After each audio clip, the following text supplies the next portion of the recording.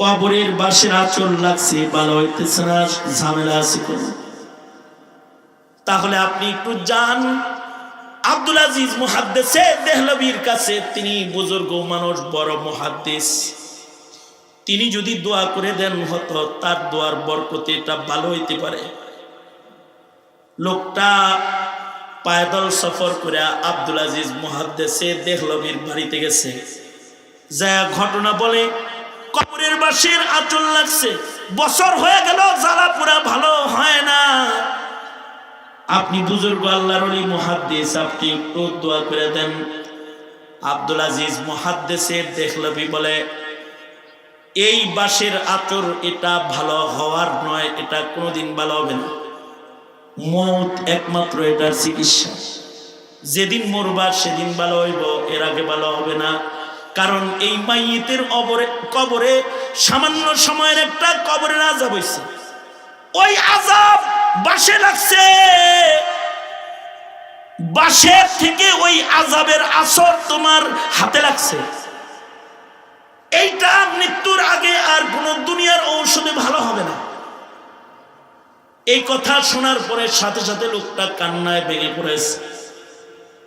ঝর্ণার মতো তার চোখের পানি পড়তেছে। আর সে কবরের ভয়ে, আল্লাহ, শাস্তি যদি এত কঠিন হয় যে বছর হয়ে গেছে, আরাম হারাম হয়ে গেছে, না জানি কবরের আগুন কত ভয়ঙ্কর। আল্লাহ, আল্লাহ তুমি, আমি তোমার কাছে মাপ চাই, তোমার গোলাম রে, তুমি কিন্তু কবরে আযাব দিও না। দোজকের ভয়ে রুনাজারি শুরু করেছে। যখন লোকটা কাঁদতেছে, আব্দুল আজিজ মুহাদ্দিসে দেহলভী লোকটার চোখের পানি নিজের হাতে টান দিয়ে মুছে নিয়েছে। তার হাতটা টান দিয়া তার চোখের পানিটা তার হাতের ক্ষত জায়গায় মুছে দিয়েছে। হযরত থানবী লেখে, একদিক দিয়ে চোখের পানি মুছছে আর সাথে সাথে জ্বলন ভালো হয়ে গেছে। মুহাদ্দিসে দেহলভী বলে, এই আমার ছাত্ররা, বছর পরে তার হাতের জ্বালা পুরা যে ভালো হইল, এটাকে তোমরা আমার কারামত মনে করবে না। এটা আমার কারামত নয়, এটা হলো বান্দার চোখের পানির পাওয়ার। জাহান্নামের আগুন নিভানোর মতো একমাত্র যন্ত্র হলো বান্দার তওবা আর চোখের পানি। চোখের পানি যদি দোজকের আগুনের উপরে ছাড়া হয়, দোজকের আগুন নিভে যায়। সুতরাং আল্লাহর ভয়ের চোখের পানি তার দোজকের আগুনের, কবরের আযাবের, আচরের আযাবকে মুছে দিয়েছে। এটা কিন্তু আমি মুহাদ্দিসে দেহলভীর কারামত নয়। আল্লামা শামসুল হক ফরিদপুরি রহমাতুল্লাহি আলাইহির কর্মশীর্ষক আলোচনা সভা এবং অত্র এলাকার মরহুমদের রুহের মাগফিরাত কামনায় আয়োজিত ঐতিহাসিক বর্ণী উচ্চ বিদ্যালয় মাঠে বাৎসরিক দুদিনব্যাপী তাফসিরুল কোরআন মাহফিল 2025 মাহফিলের মোহতারাম সাদার, মোহতারাম সভাপতি, উপস্থিত হযরত, বুজুর্গ, উলামায়ে কেরাম, সম্মুখপানে সমবেত দিন প্রিয়, ইসলাম প্রিয়, দিনদার, ইমানদার, মুমিন মুসলমান ভাইরা, আল্লাহর দরবারে শুকর। আল্লাহ তাআলা দ্বীনি নসিহতের মজলিসে, উলামাদের সোহবতে, জান্নাতের বাগানে আমাদের আল্লাহ তাআলা একত্রিত হওয়ার তৌফিক দান করেছেন। কালিমাতুশ শুকর পড়ি, শুকরিয়া আদায় করি, জবান খুলে, ভক্তি ভরে, সমস্বরে আওয়াজ করে, মোহাব্বতে, উচ্চ কণ্ঠে, উচ্চ আওয়াজে, একযোগে একসাথে সকলে মিলে বলুন আলহামদুলিল্লাহ। এত সময় পর্যন্ত অত্যন্ত গুরুত্বপূর্ণ নসিহাত আমার দোস্ত আল্লামা হাসান জামিল দামাত বারকাতুহুম করেছেন। দুদিন ধরেই যোগ্য বুজুর্গ উলামা হযরতগণ আপনাদের সামনে কথা বলেছেন।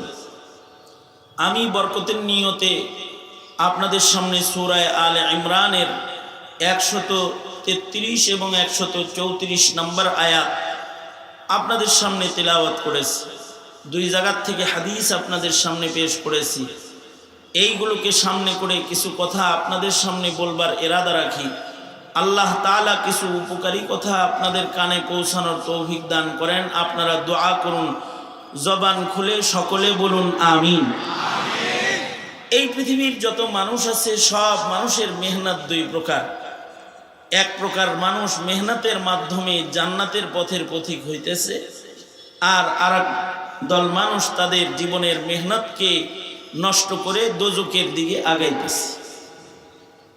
একদল তো দুনিয়ার জিন্দেগি শেষ হয় আর আল্লাহর জান্নাতে তাদের ঠিকানা বানায়, আর আরেক দল আছে যারা দুনিয়ার জিন্দেগি শেষ হয় আর দোজখের ভেতরে ঢুকে যায়।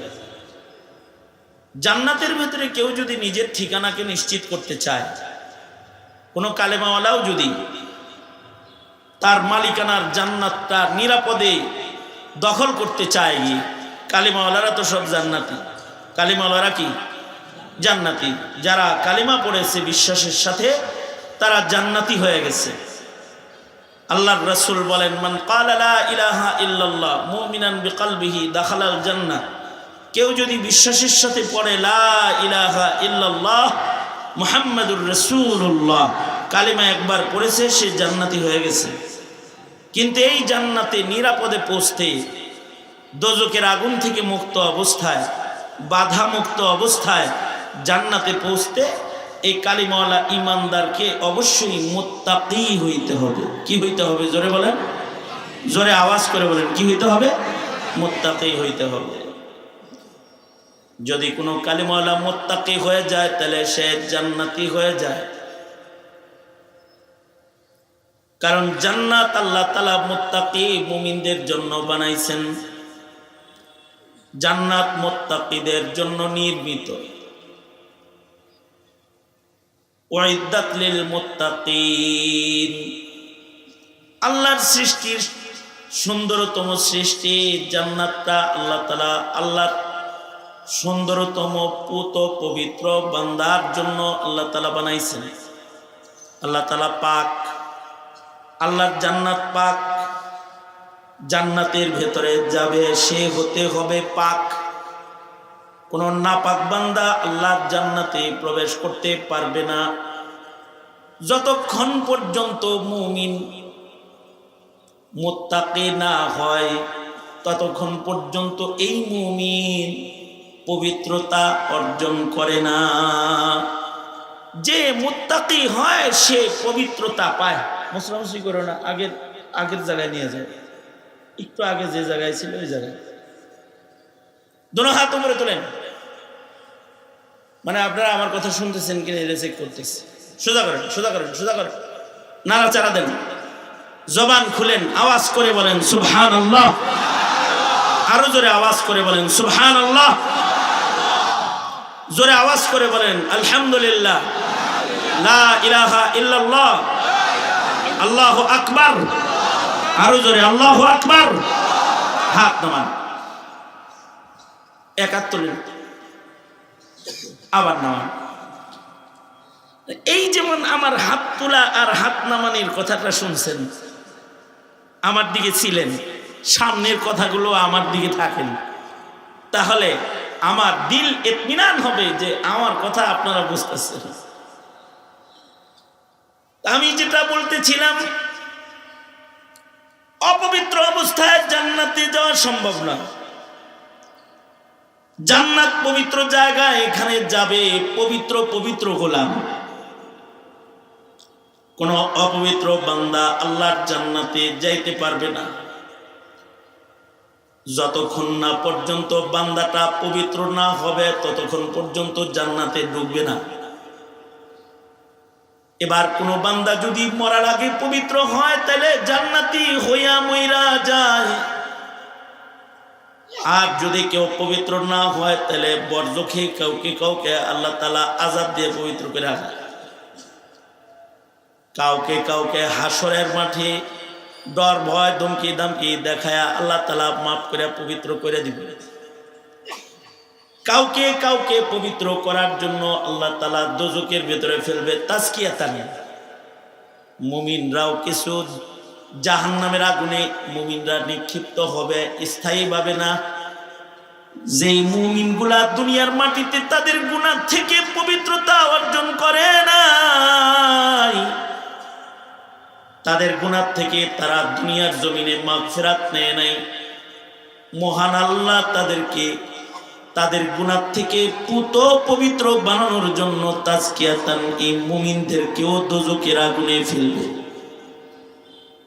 তার গুনাহ খাতা যখন দোজখের আগুন দিয়ে ধুইয়া সাফ হবে, পাক সাফ হইলে বান্দাটা দোজখে যাওয়ার পরে দোজখের আগুনে পয়ডা গুনার ময়লা খাইতগুলা যখন বাইর হয়ে যাবে, এবার বান্দা পবিত্র হয়ে গেলে এই বান্দা জান্নাতে যাওয়ার উপযুক্ত হবে। আল্লাহ তাআলা তখন দোজখ থেকেও এই মুমিন বান্দাগুলা একটা একটা বাইর করে আল্লাহ তাআলা তাকে জান্নাতের ভেতরে জায়গা বানায়া দিবে। সুবহানাল্লাহ। যার জীবনে একটি পবিত্র কাজও নাই, কিন্তু তার ঈমান আছে, শুধু কালিমা পড়েছে, এছাড়া আর কোনো নেকির কাম নাই, একেও একটি সময় দোজখে আগুনে পুড়ে তার গুনাহকে মাফ করায় আল্লাহ তাকেও জান্নাত দিবেন। হাদিসে আছে তার জান্নাতটাও এমন পৃথিবীর 10 পৃথিবীর সমান হবে। আল্লাহু আকবার, জোরে করে বলেন। আর যে দুনিয়ার থেকে জান্নাত কনফার্ম করব, এটা কত বড় এটা জানা নাই আমাদের, কিন্তু যে দোজখে যে জান্নাত কনফার্ম করছে, অর্থাৎ ঈমান নিয়ে কবরে গেছে, তাকেও মহান আল্লাহ এই পৃথিবীর 10 পৃথিবীর সমান জান্নাত তাকে আল্লাহ তাআলা দান করবে। তার জান্নাতের তুলনায় তার জান্নাতটা অবশ্যই বড় হবে, যাকে দোজখে ফেলার আগে আল্লাহ মাফ করবে।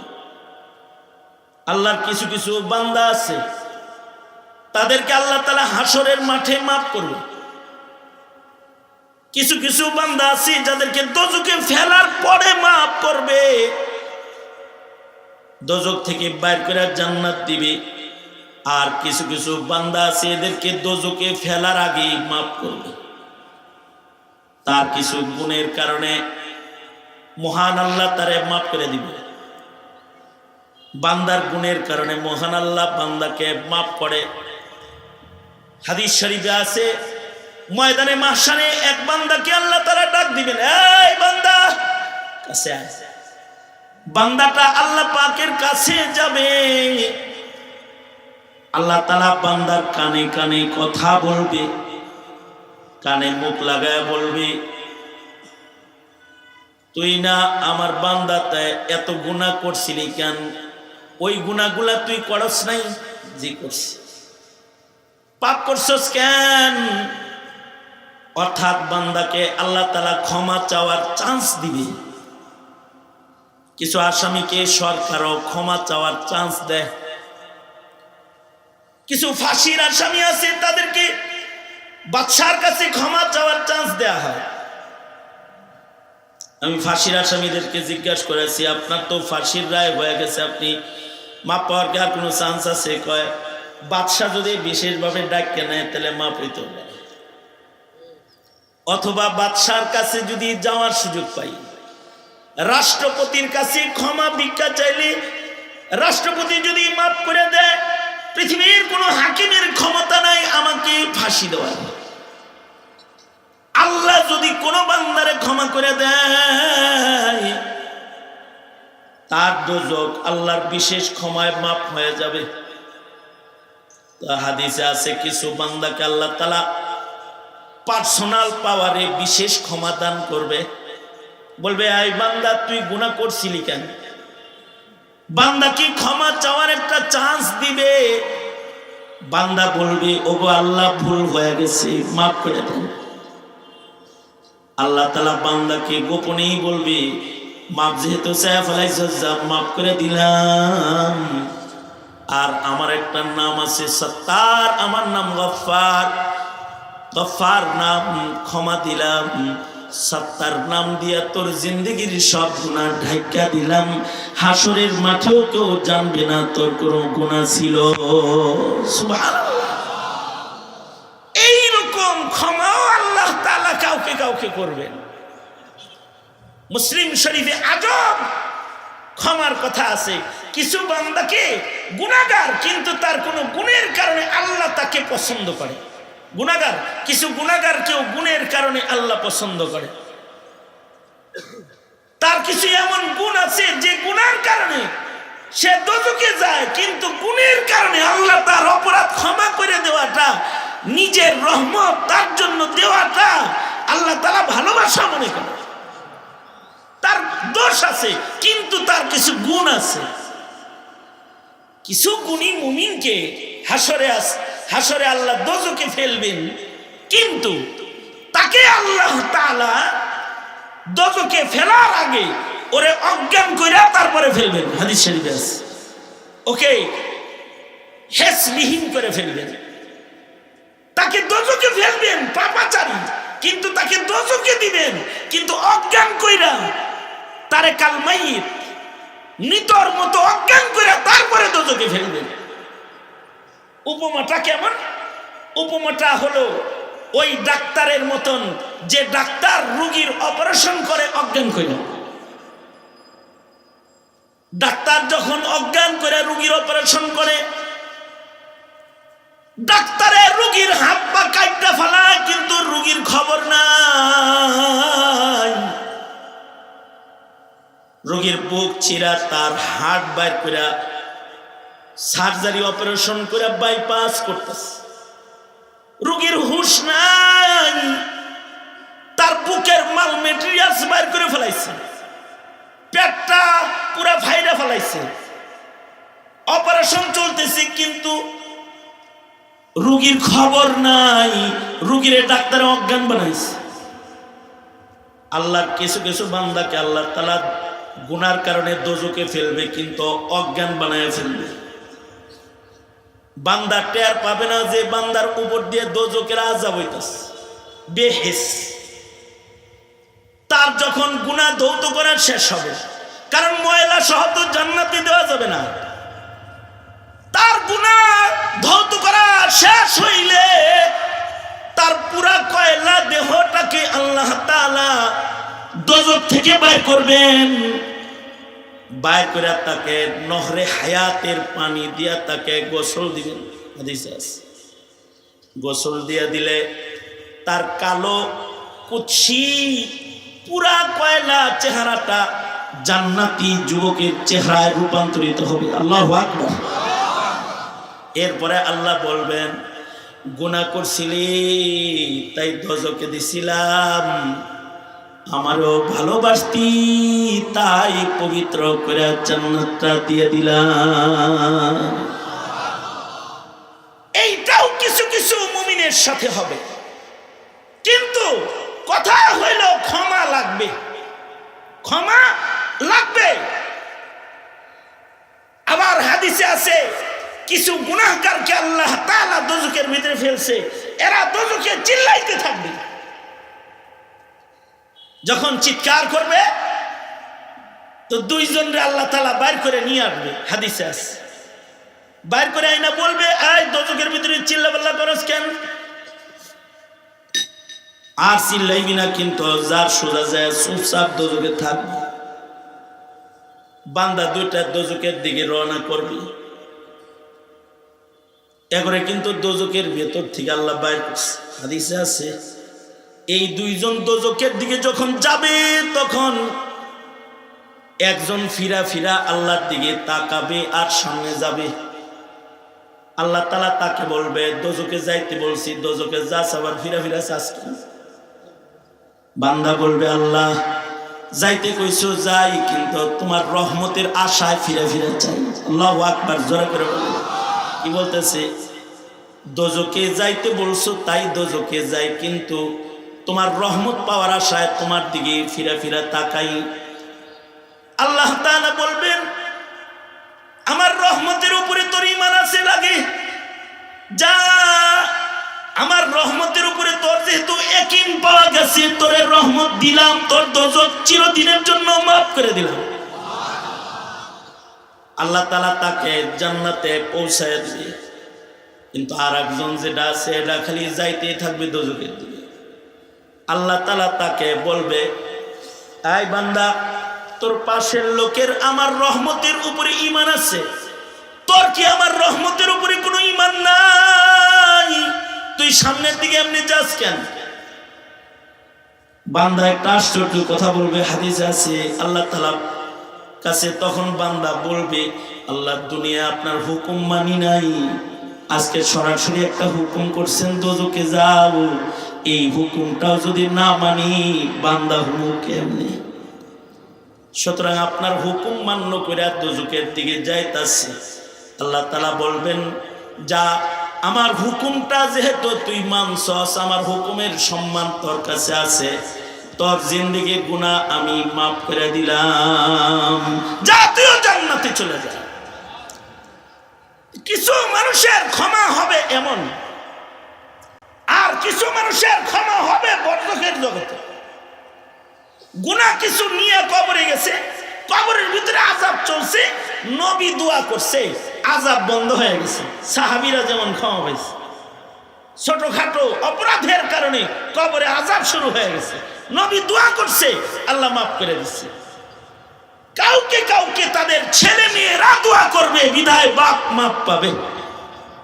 বাপ অপরাধী, দোজখে গেছে গা বাবা, কিন্তু এমন একটা সন্তান রেখে গেছে যে সন্তান হাফিজুল কুরআন, যে সন্তানের সিনার ভিতরে 30 পারা কোরআন আছে, কবরে গেছে এমন একটা সন্তান রেখে গেছে যে সন্তানটা আলেমে দ্বীন, ওর রাতের বেলায় উঠে আল্লাহর কাছে বাবার জন্য কান্নাকাটা করে, গুনার কারণে দোজখে গেছে, কিন্তু ঔরসের সন্তানের দোয়ার কারণে মহান আল্লাহ তাকে মাফ করে দিচ্ছে। মাগফিরাত পাবে তো কবরের আযাব মাফ হবে, মাগফিরাত শাফাত পাবে তো সন্তানের শাফাতে নিশ্চিত দোজখে জাহান্নাম থেকে মুক্তি পেয়ে জান্নাতে যাবে। কুল্লুহুম কদ ওয়াজাবাত লাহুন নার শব্দ, তার গুনাহ এত বেশি গুনাহ সে করেছে যে তার উপরে জাহান্নামের আগুন ওয়াজিব, কিন্তু তার সন্তানের কারণে আল্লাহ তাআলা তাকে মাফ করে দিবে। আল্লাহু আকবার বলেন। শুধুই মাত্র ক্ষমা করবে তা না, নূরের তাজ একটা হাফেজ ছেলে রাখা গেছে, আল্লাহ তাআলা ময়দানে মাহশারে নূরের তাজ পড়াবে, মায়েরে বাবারে নূরের তাজ পড়ায় দিবে। কখনো কখনো আল্লাহ তাআলা বান্দাকে মরার পরে ছোট খাটো কারণে বান্দাকে মাফ করে। যেমন এই যে আপনারা ওয়াজ মাহফিলে বসেন, 2 ফোঁটা চোখের পানি ফেলেন, আল্লাহর কাছে বলেন, ওগো আল্লাহ আমরা ভয় পাই, আপনি আমারে মাফ করে দেন। এই কথাগুলো আল্লাহর কাছে অনেক পছন্দের। কখনো কখনো একটা ইস্তেগফারের শব্দের কারণে বান্দার বড় বড় গুনাহ আল্লাহ তাআলা মাফ করে দেন।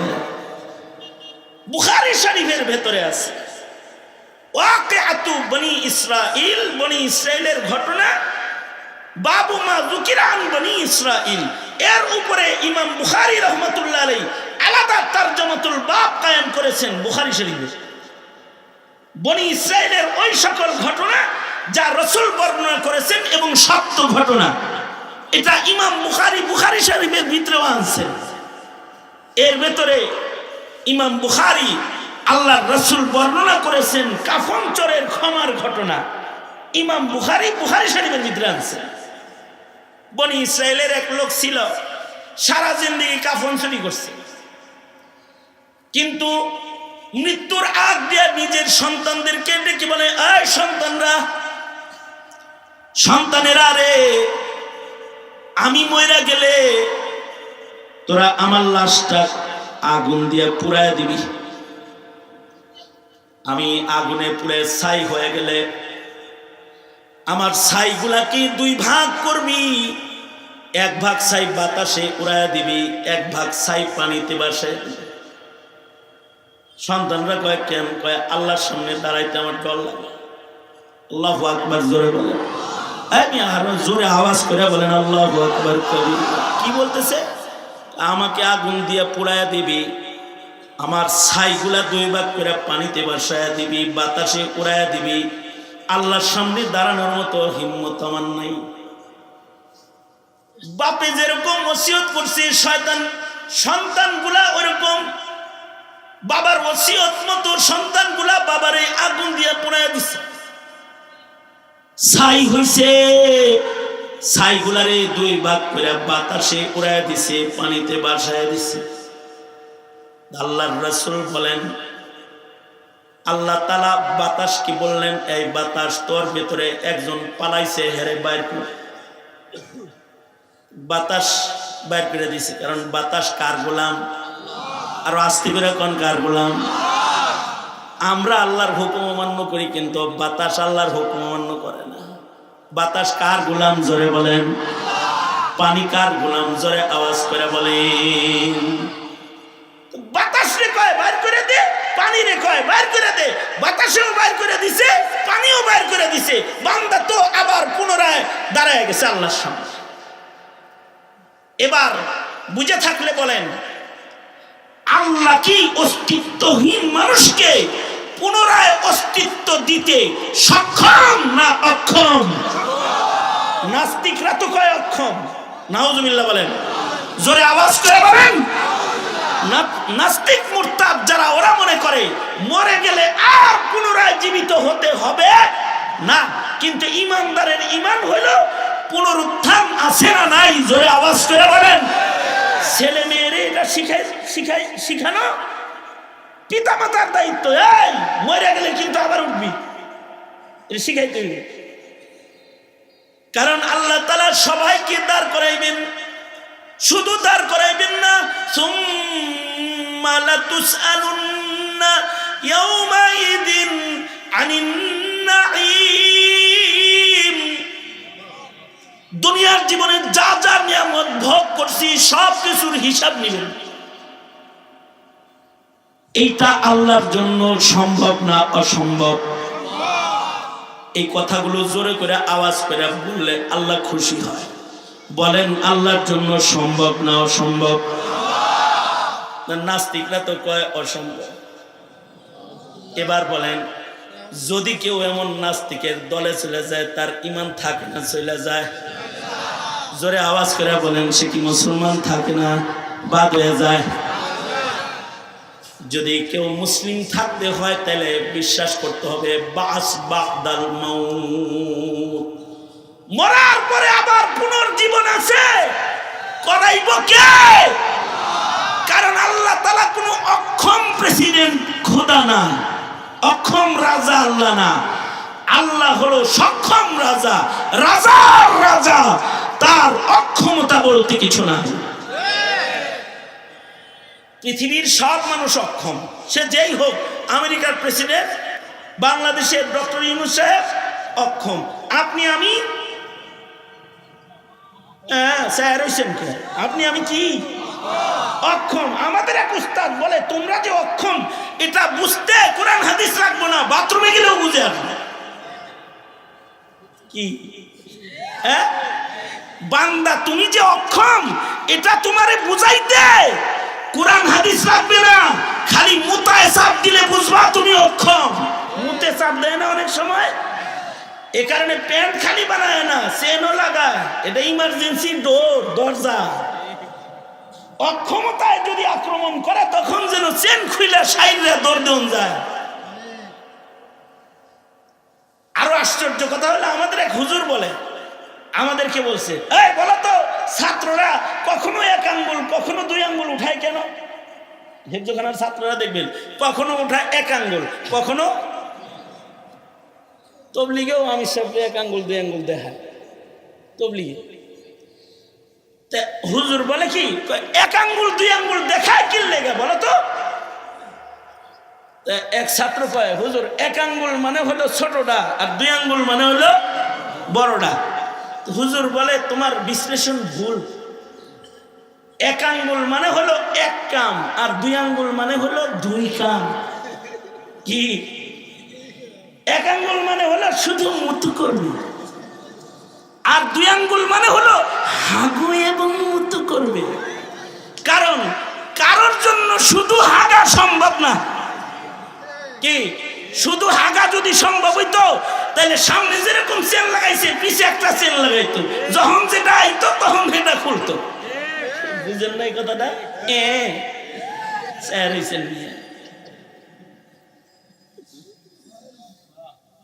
শুধু হাগা সম্ভব না। এটা যদি ট্রাম্পেও কয় আমি আমেরিকা, আমি শুধু হাগু করব, হবে না, হবে না, অক্ষম, কাপড় খোলন লাগবে। এই তো মানুষের অক্ষমতা। নাস্তিকরা মনে করে আল্লাহ বুঝি অক্ষম। এবার আপনারা জোরে আওয়াজ করে বলেন, আল্লাহ কি অক্ষম না সক্ষম? জোরে চিল্লায়ে বলেন, আল্লাহ সক্ষম, তিনি রাজার রাজা, অক্ষমতা তার না, আল্লাহ সক্ষম। আল্লাহ তাআলা বান্দা হারায় গেছে, তারে বাইর করে হারাইছে, বাইর করে দাঁড় করাইছে।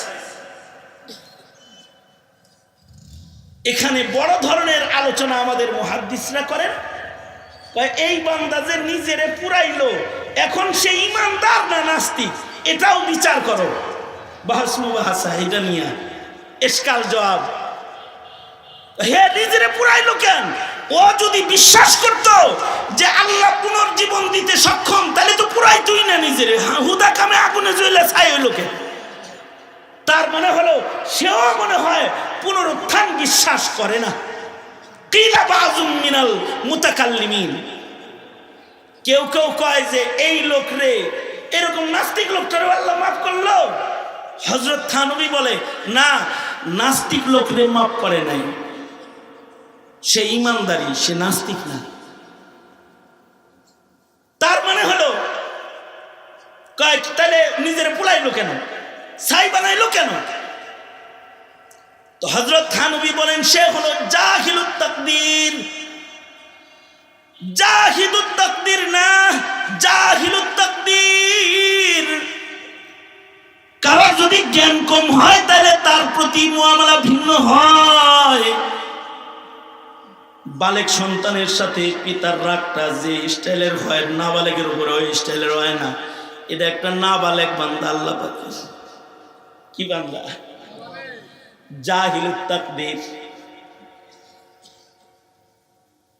বাবা যেমন সন্তানের বুদ্ধির কারণে বিচার ভিন্ন করে, আল্লাহ হাসরের ময়দানে বান্দার বুদ্ধির কারণে বিচার ভিন্ন করবে। এ কারণে পাগল করে মাফ করে দেবে। যেগুলো আছে মজনুন, পাগল, পাগল শরীয়তের মুকাল্লাফ না, কারণ তার আকল নাই। এ কারণে আল্লাহ তার উপরে বোঝা চাপায় নাই। যার জ্ঞান কম তাকেও আল্লাহ পাক মাফ করে দেয়, রাসূল তারে মাফ করে দেয়। জ্ঞান যার কম তার সাথে বিচারকের বিচার ভিন্ন হয়। যেমন বুখারী শরীফের ভেতরে আছে, আল্লাহর রাসূল সাহাবীদের নিয়ে বসে রয়েছেন। এমন সময় একজন আরবি লোক মসজিদে এসেছে। ফাবালাকা ইমান ফিল মসজিদ, মসজিদের ভিতরে দাঁড়ায় বইতে দিছে। সে ভাবছে বাইরেও বালি ভিতরেও বালি। আগের জমানার মসজিদে তো টায়ার ছিল না, বালি, বাহিরেও বালি, পেশাব করলে শুকায় যাইব, ইয়ানো বালি, মুইতে দিলে শুকায় যাইব। সুতরাং দূরে যাওয়ার দরকার কি, জাগায় কামডা সেরা। আরবি লোক জ্ঞান কম, মসজিদের ভেতরে দাঁড়ায় পেশাব করে দিচ্ছে। যাদের বুদ্ধি শুদ্ধি আছে তারা রাগে গেছে। সাহাবীরা কয় এই এই এই এনে পেশাব করছ কেন? নবীজি শুধু বুদ্ধিমান না, নবীজি ডক্টর হিসেবেও চিকিৎসা বিজ্ঞানে নবীজি সরদার। নবী বলে সাহাবী সাবধান, বাধা দিও না, ওরে পেশাব করতে দাও, মাঝখানে বাধা দিলে অসুস্থ হবে। সাহাবী পেশাব করে লাইল, নবীজি বাধা দেয় নাই। সাহাবী তো আরো খুশি হয়েছে যে তোরা কটকট করিস, উনি কয় নবী কয় করতে, তোরা থামতে কয় যা যা। উল্টা দাতানি দিয়া 11 সরাইছে, আর সাহাবী আরামে পেশাব করে, নবী অনুমতি দিছে। এবার পেশাব শেষ হয়ে গেলে আল্লাহর রাসূল সাহাবীদেরকে বলে এই সাহাবীরা পানি ঢাল্লা দাও, মসজিদটাকে ধুইয়া পাক বানায় দাও। সাহাবীরা মসজিদ ধুইয়া পাক বানাইছে। আর আল্লাহর রাসূল এই অল্প বুদ্ধিওয়ালা আরবি সাহাবীকে কাছে ডেকে নিছে। ডেকে নিয়ে আল্লাহর রাসূল বলে এই সাহাবী, সব ঘর এক না, এটা মসজিদ, এটা জায়েজ সুজুদ, এটা সিজদার জায়গা, এটা কোরআন তেলাওয়াত করার জায়গা, এটা জিকির করার জায়গা, এটা পাক ঘর, এটা জান্নাতের বাগান। এইখানে কখনো মসজিদের ভিতরে পেশাব পায়খানা করবে না। জি আল্লাহর রাসূল বুঝি নাই, তার মানে হলো যে বুঝে না তার সাথে নবীর আচরণ ভিন্ন। শুধু তাই নয়, বুখারী শরীফে আরো আশ্চর্য কাহিনী আছে।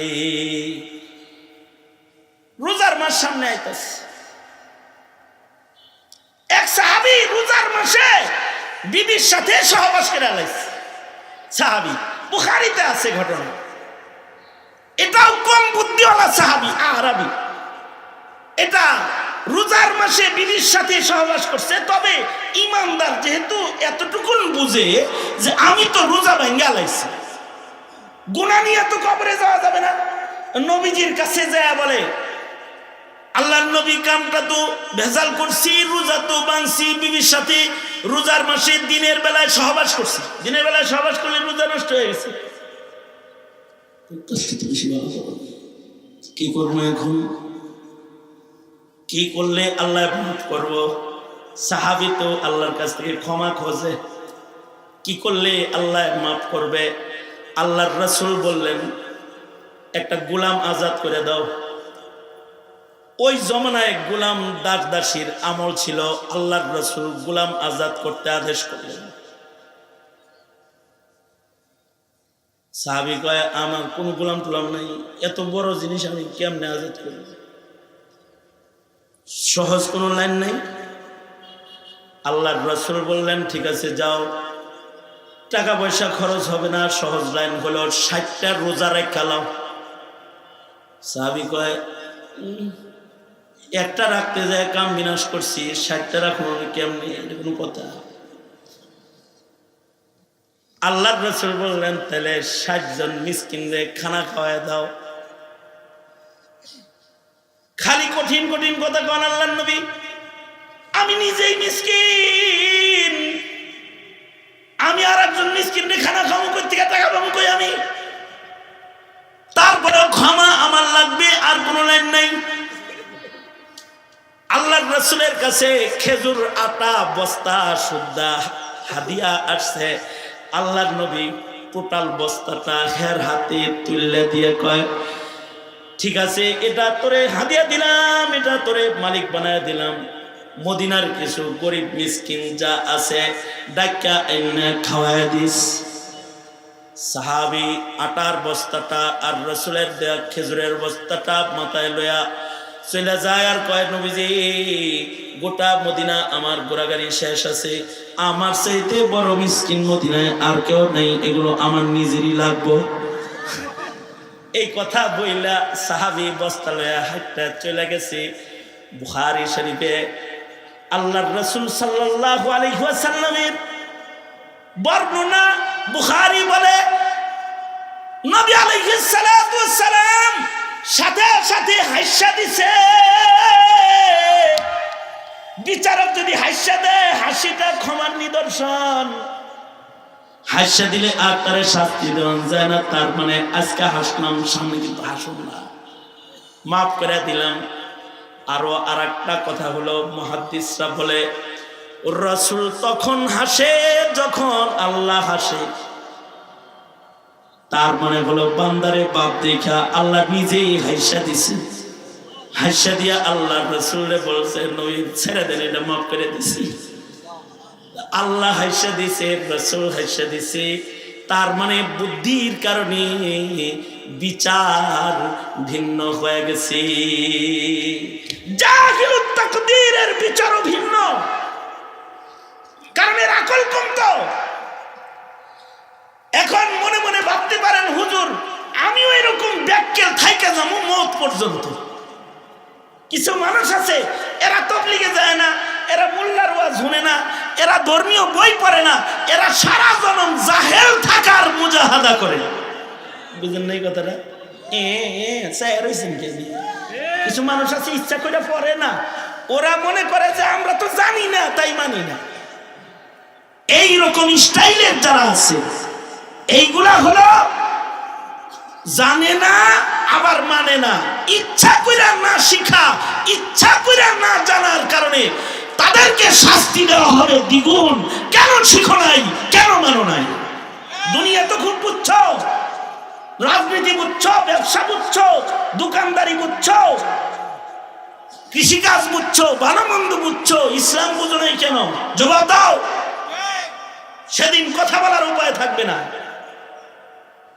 তবে কারোর যদি আকল কম হয়, মহান আল্লাহ কখনো কখনো তারে মাফ করে দেয়।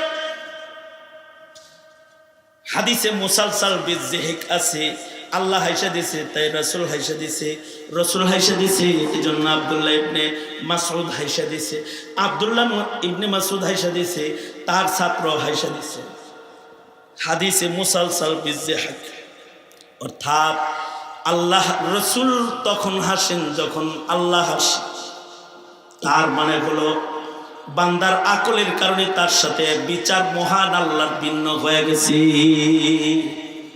তো হাকিমুল উম্মত থানবী বলে, এই লোকটা মনে করছে যে আমি ছাই হয়ে যাইগা, আমারে আর বাইর করতে পারবো না, জাহিলুত তাকদীর। কিন্তু শারিহুল বুখারী ইবনুল হাজার আসকালানী রাহমাতুল্লাহ আলাইহি বলেন, ইবনুল হাজার আসকালানী কয় জাহিলুত তাকদীর না, তার ভেতরে সিগারুন নফস আছে। যার ভেতরে সিগারুন নফস আছে সে আল্লাহর কাছে মাহবুব।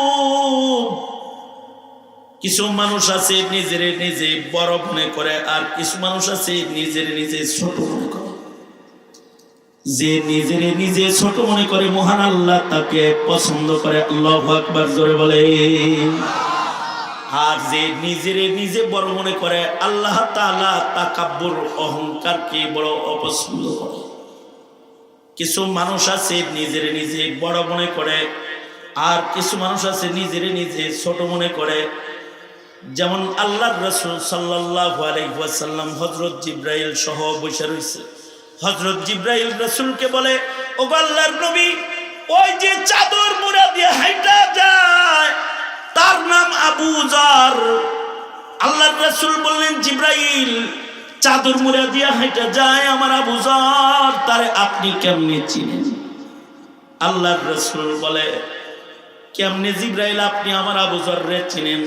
হযরত জিবরাইল বলে, ও আল্লাহর নবী, আপনার জিবরাইল রে শুধুই মাত্র আমি চিনি তা না, আপনার জিবরাইলকে, আপনার আবু যরকে আমি জিবরাইল চিনি তা না, আকাশের যত ফেরেশতারা আছে সবাই তারে চিনে।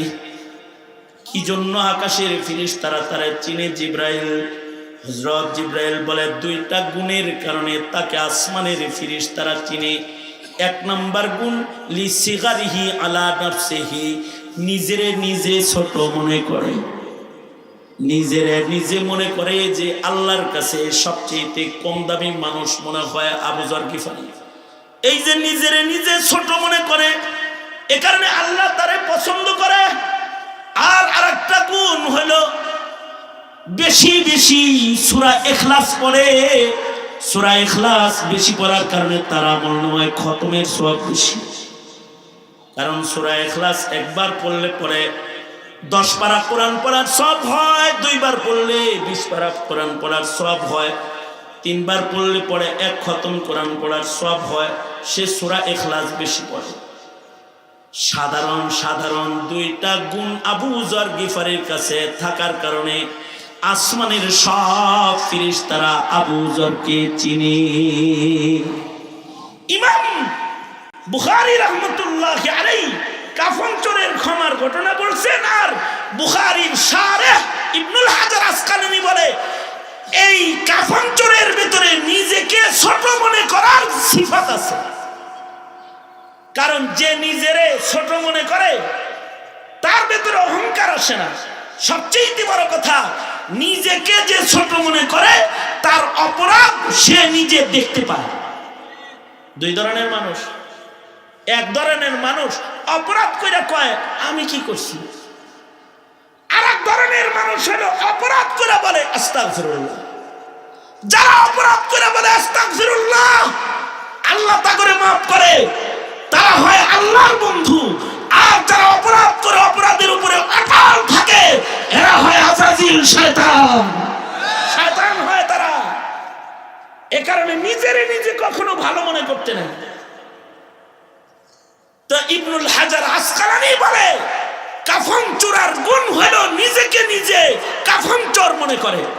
আর বহু চোর আছে যারা নিজেকে আল্লাহর ওলি মনে করে। যারা নিজের ওলি মনে করে তাদের জীবনে সবচেয়ে বড় ক্ষতি হলো এদের মরার আগে তওবা নসিব হয় না। আর এই কাফন চোরার সবচেয়ে বড় গুণ হলো নিজেরে নিজে চোর মনে করে, এজন্য তওবা নসিব হয়ে গেছে। যখন তওবা নসিব হয়ে গেছে আল্লাহ অপরাধীকেও মাফ করে দিছে। এ কারণে বড় বড় অপরাধীকেও যদি আল্লাহ মাফ করে দেয় তাহলে সে জান্নাতি হয়ে যায়। এ কারণে আল্লাহ তাআলা বলেন ওয়াসারিউ ইলা মাগফিরাতিম মির রাব্বিকুম ওয়া জান্নাতিন আরদুহাস সামাওয়াত ওয়াল আরদু উইদ্দাত লিল মুত্তাকিন। তার মানে জান্নাতের দিকে দৌড়াও বান্দা, জান্নাতের দিকে দৌড়াও। মনে রাখো জান্নাত কিন্তু মুত্তাকির জন্য বানানো হয়েছে। তুমি যদি মুত্তাকি বান্দার আচরণের খেলাফ কোনো আচরণ করে যদি তাকওয়া নষ্ট করে থাকো তাহলে আগে মাগফিরাতের দিকে দৌড়াও, তারপরে জান্নাতের দিকে দৌড়াও। যে মাগফিরাত পাইবা সে জান্নাত পাইবা, যে মাগফিরাত পাইবা না সে জান্নাত কিন্তু পাইবা না। যে মাগফিরাত পায়া গেল সে জান্নাত পায়া গেল, যে মাগফিরাত পায়া গেল সে আল্লাহর কাছে চলে গেল। যত বড় অপরাধী হোক না কেন মহান আল্লাহ যদি তারে মাফ করে দেয় তার জিন্দেগীর সব গুনাহ মহান আল্লাহ এক মুহূর্তের ভেতরে ক্ষমা করে।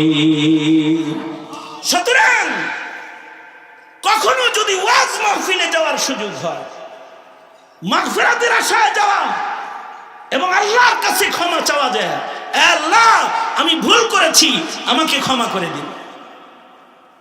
সবচেয়ে বড় কথা হলো কোরআন নাজিলের মাস রমজানুল মুবারক এসে পড়েছে, এটা ক্ষমার মাস। আল্লাহর রাসূল বলেন যারা রোজার মাস পেয়েও ক্ষমা নিতে পারল না তারা জিবরাইলের বদদুয়া আর আমার আমিনের জাতাকলের নিচে পড়ল।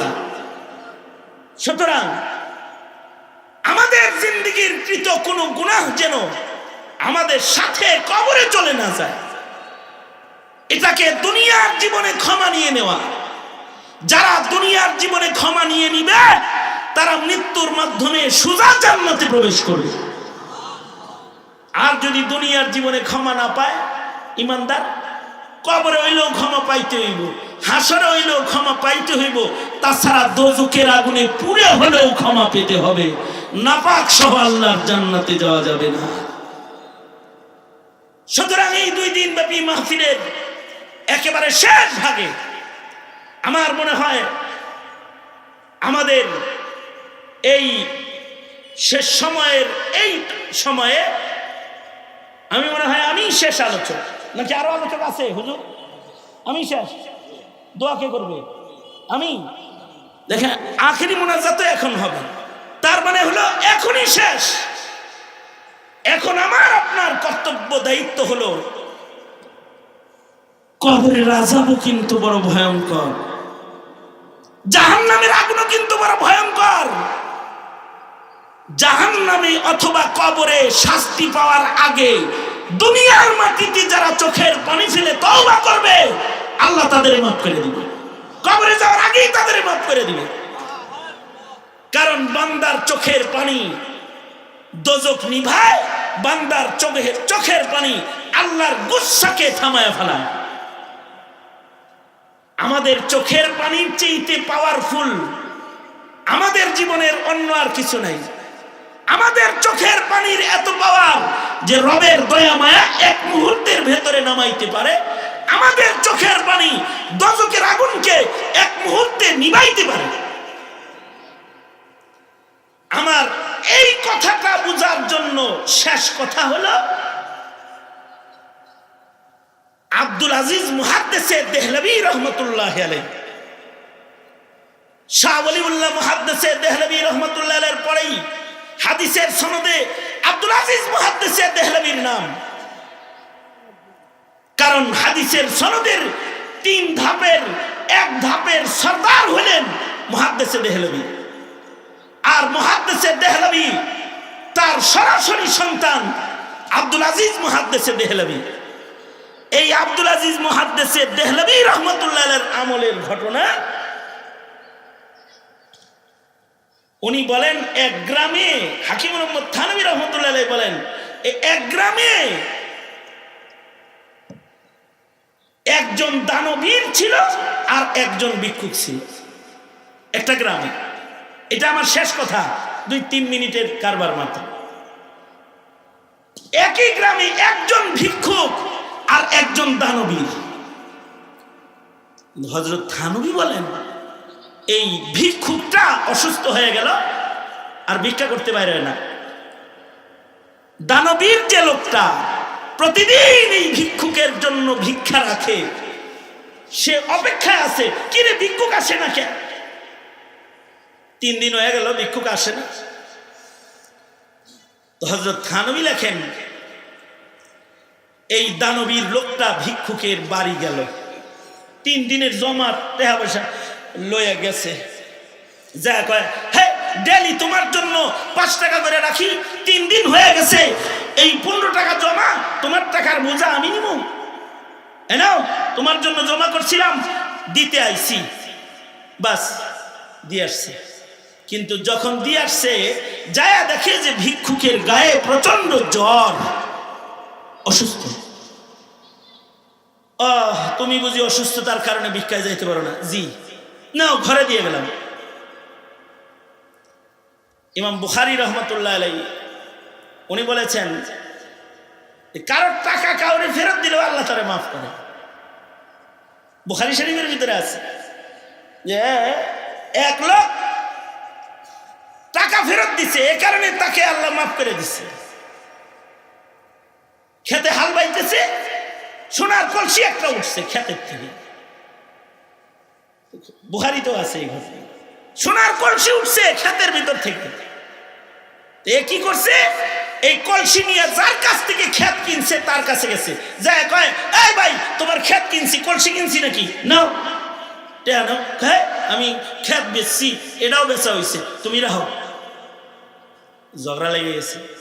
হে কয় তুমি নাও, এ কয় আমি না। আর আমাদের যুগে যদি হইতো, ক্ষমতার চেয়ার নিয়ে যে টানাটানি, একবার কয় আমি, একবার কয় আমি, এ দল কয় আমি, ও দল কয় আমি। আর এরা সোনার কলসি নিয়ে ধাক্কাধাক্কি করে। আমি ক্ষেত কিনছি, কলসি কিনে নাই। ও কয় তুমি ক্ষেত বেচছ, কলসিও বেচছ নাকি? তাই কয় হ্যাঁ কলসিও বেচছি। না আমি কলসি কিনি নাই, আমি ক্ষেত কিনছি। কলসি নাও, সোনার কলস। ঝগড়া লাগছে, পরে বিচারকের কাছে গেছে। বিচারক ফায়সালা দিছে, তোমাদের ছেলে মেয়ে আছে? ওদের আমার একটা মেয়ে আছে। তোমার ছেলে আছে? আছে। 2 জনে বিয়ে হয়ে যাও, কুফু খুব ভালো হইব তোমাদের ভিতরে। মিশকাত শরীফের ভিতরেও আছে। 2 জনের ভিতরে বিয়া পড়ায়া কইছে, এই কলসিটা ছেলে মেয়ের বিবাহে খরচ করো, বুখারীতে আছে, বাকি কিছু সাদকা করো। 2 জনে মিলাই সাদকা দেখো। মাল নিয়ে হইলে ধাক্কা ধাক্কি হয়, আর এখন টানাটানি হয়। ওই যুগের মানুষ ভিক্ষুকের টাকাও বাড়ি দিয়ে আসতো, আর এখন মাদ্রাসার যাকাতের টাকা আনতে গেলে চোখ গরম করে বই খায়। জমানা বদল দিয়া, জমানা মানুষের খাসাত পাল্টায় দিছে। এখন উনি টাকা দিতে গেছে, ভিক্ষুকে হাতটা ধরছে, হাত ধরে কয়, টাকা তো দিয়ে গেলেন, আমার কোনো আপন জন নাই, বাপ নাই, ভাই নাই, বোন নাই, আপন জন কেউ আমার নাই। 3 দিন ভিক্ষা নিতে যাই নাই, আর পাওনা দিতে বাড়ি আইছেন, আপনি ছাড়া আমার আপন জন আর কেউ হয় না। সুতরাং আপনার কাছে আমার দাবি, আমি মরে গেলে আপনজনরা লাশ নামাইলে আদর করে নামায়, আপনি আমার লাশটা কবরে নামাইবেন? হুজুর থানভী বলেন, ভিক্ষুকের আবেদনে এই লোকটা ওয়াদা করেছে, ঠিক আছে তুমি যদি মরে যাও আর আমি যদি বেঁচে থাকি, তোমার জানাজা আমি পড়াবো, তোমাকে আমি কবরে নামাবো। একদিন যাইতে না যাইতে লোকটা মারা গেছে। জানাজা পড়ার জন্য ভিক্ষুক চলে এসেছে। ভিক্ষুকের জানাজা পড়তে ওই দানকারী চলে এসেছে। কবরে যখন লাশ নামাইতেছে, পকেটে সরকারি একটা কাগজ ছিল, এটা কবরের ভিতরে পড়ে গেছে। উঠা দাফন করে পকেটের কাগজ পকেটে নাই। আলেমদেরকে বলে একটা সরকারি কাগজ কবরের ভেতরে পড়েছে, এটা উঠাইতে চাই। ঠিক আছে, কবরের মাটি সরায়, সামান্য সরায় উঠায় লও। কবরের মাটি সামান্য সরাইছে, দেখে কে যেন কাগজটা যে জায়গায় কবর খুঁজছে ওই জায়গায় কাফনের কাপড়ের উপরে যত্ন করে রেখে দিছে। কাগজটা কবর থেকে উপরে উঠাইছে ঠিক, কিন্তু কবরের বাঁশের সাথে নিজের অঙ্গুলি লেগে অঙ্গুলি কেটে গেছে। কিন্তু এই কাটা জায়গার জ্বলন ভালো হয় না। বছর চলে যায়, পানির ভিতরে ডুবায় রাখলে আরাম লাগে, সরাইলে আবার জ্বলে। কোনো ঔষধে ভালো হচ্ছে না। এলাকার লোকেরা কয় কবরের বাঁশের আঁচল লাগছে, ভালো হইতেছে না, ঝামেলা আছে কোন।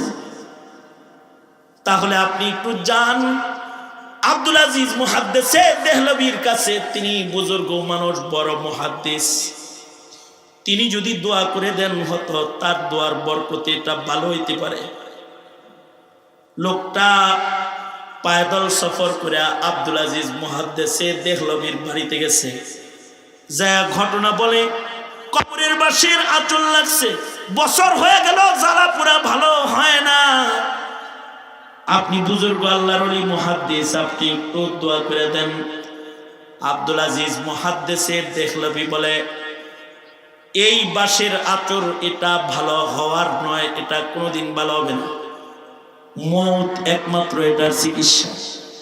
যেদিন মরবা সেদিন ভালো হইব, এর আগে ভালো হবে না। কারণ এই মাইয়িতের কবরে সামান্য সময়ের একটা কবরের আযাব হইছে, ওই আযাব বাঁশে লাগছে। বাঁশের থেকে ওই আযাবের আসর তোমার হাতে লাগছে। এইটা মৃত্যুর আগে আর কোন দুনিয়ার ঔষধে ভালো হবে না। এই কথা শোনার পরে সাথে সাথে লোকটা কান্নায় ভেঙে পড়েছে।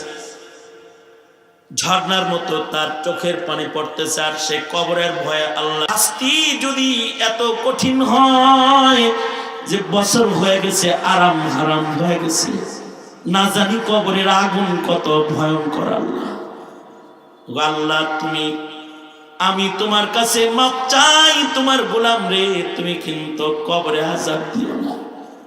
দোজখের ভয়ে রুনাজারি শুরু করেছে। যখন লোকটা কাঁদতেছে, আব্দুল আজিজ মুহাদ্দিস দেহলভী লোকটার চোখের পানি নিজের হাতে টান দিয়ে মুছে নিয়েছে। তার হাতটা টান দিয়া তার চোখের পানিটা তার হাতের ক্ষত জায়গায় মুছে দিয়েছে। হযরত থানভী লেখে, একদিক দিয়ে চোখের পানি মুছছে আর সাথে সাথে জ্বলন ভালো হয়ে গেছে। মুহাদ্দিস দেহলভী বলে, এই আমার ছাত্ররা, বছর পরে তার হাতের জ্বালা পুরা যে ভালো হইল, এটাকে তোমরা আমার কারামত মনে করবে না। এটা আমার কারামত নয়, এটা হলো বান্দার চোখের পানির পাওয়ার। জাহান্নামের আগুন নিভানোর মতো একমাত্র যন্ত্র হলো বান্দার তওবা আর চোখের পানি। চোখের পানি যদি দোজখের আগুনের উপরে ছাড়া হয়, দোজখের আগুন নিভে যায়। সুতরাং আল্লাহর ভয়ের চোখের পানি তার দোজখের আগুনের, কবরের আযাবের, আচরের আযাবকে মুছে দিয়েছে। এটা কিন্তু আমি মুহাদ্দিস দেহলভীর কারামত নয়। সুতরাং কেউ যদি কবরের আযাব, দোজখের আযাব অথবা গুনাহ খাতা থেকে মুক্ত জীবন চায়, একমাত্র পদ্ধতি খালিস তওবা, কিছু রুনাজারির আমল দিয়েই গুনাহ থেকে নিজেকে পবিত্র করা সম্ভব। এই বর্ণী ঐতিহ্যবাহী মাহফিল এই এলাকাবাসীর তওবার জন্য বাহানা হোক, এটাই হলো কামনা। আল্লাহ তাআলা সবাইকে কবুল মঞ্জুর করুক, এই মজমাকে কবুল করুক, মাহফিলকে কবুল আর মঞ্জুর করুক। এই মাহফিলের উসিলায় আমাদের আল্লাহ তাআলা খালিস তওবা এবং কবর হাসরের আযাব থেকে আল্লাহ তাআলা মুক্তি দান করুক। আল আমিন। যারা এই মাহফিল বাস্তবায়নে সাহায্য করেছে, যারা ব্যবস্থাপনায় রয়েছে, সকলকে আল্লাহ তাআলা কবুল করুক। সকলের জন্য দোয়া, বিশেষ করে ফরিদ শিকদারের বড় ছেলে ক্যান্সার রোগে আক্রান্ত, তার জন্য দোয়া চাওয়া হয়েছে। তিনি স্বপ্ন ফেরিওয়ালা, এই হ্যাঁ এরাও দোয়া চেয়েছে, আর আসাদ মোল্লার স্ত্রী দোয়া চেয়েছে। আল্লাহ তাআলা সকলকে সকলের নেক মাকাসিদ গুলো পূরণ করুক। আমাদেরকে আল্লাহ তাআলা মরার আগে তওবা নসিব করুক। আমরা যেন আমাদের ঔদ্ধত্যের কারণে তওবার নিয়ামত থেকে বঞ্চিত না হয়ে যাই। আল্লাহ আমাদের মুক্তি দান করুন। আমিন। ওয়া আখিরু দাওয়ানা আলহামদুলিল্লাহি রাব্বিল আলামিন। আলহামদুলিল্লাহি রাব্বিল আলামিন। والصلاة والسلام على سيد الأنبياء والمرسلين محمد وعلى آله وأصحابه أجمعين। رب العالمين दो दिन ব্যাপী তাফসীরুল কোরআন মাহফিল, তোমার কালামের একটি আয়াত সামনে করে কিছু কথা বলেছে। যোগ্য বুজুর্গ উলামা হযরতগণ নসিহা আলোচনা করেছেন। আমরা সবাই ভিক্ষুকের মতো দুইটা হাত বাড়ায়া ধরেছি। আয় রব্বে করিম, এ বরকতি মাহফিলটার উসিলায় কোরআন হাদিসের আলোচনায় থায় হয়েছে উসিলায় রব্বুল আলামিন, আমরা এখানে যারা এখনো বসে রয়েছে, আমাদের জিন্দেগির সব গুনাহ তুমি মাফ করে দাও আল্লাহ। জেনে না জেনে অন্ধকারে আলোয় গোপনে প্রকাশ্যে যত পাপাচার করেছি ক্ষমা করে দাও। বেপানাহকে পানাহ দাও, বেরুজিকে রুজি দান করো, শান্তি দূর করে শান্তির ফয়সালা করে দাও রব্বুল আলামিন। আল্লাহ এই মাহফিল বাস্তবায়ন করতে গিয়ে যারা শ্রম দিয়েছে, কষ্ট করেছে, মেহনত করেছে, সকলের মেহনত কোরবানিগুলোকে কবুল মঞ্জুর করে নাও। যারা অর্থায়ন করেছে তাদের অর্থগুলোকে কবুল মঞ্জুর করে নাও। বন্ধু আব্দুল আজিজ সাহেব, এলাকার সন্তান, রত্ন আলেমে দ্বীন, এই মাহফিলটার জন্য ক্লান্ত পরিশ্রম করে রব্বুল আলামিন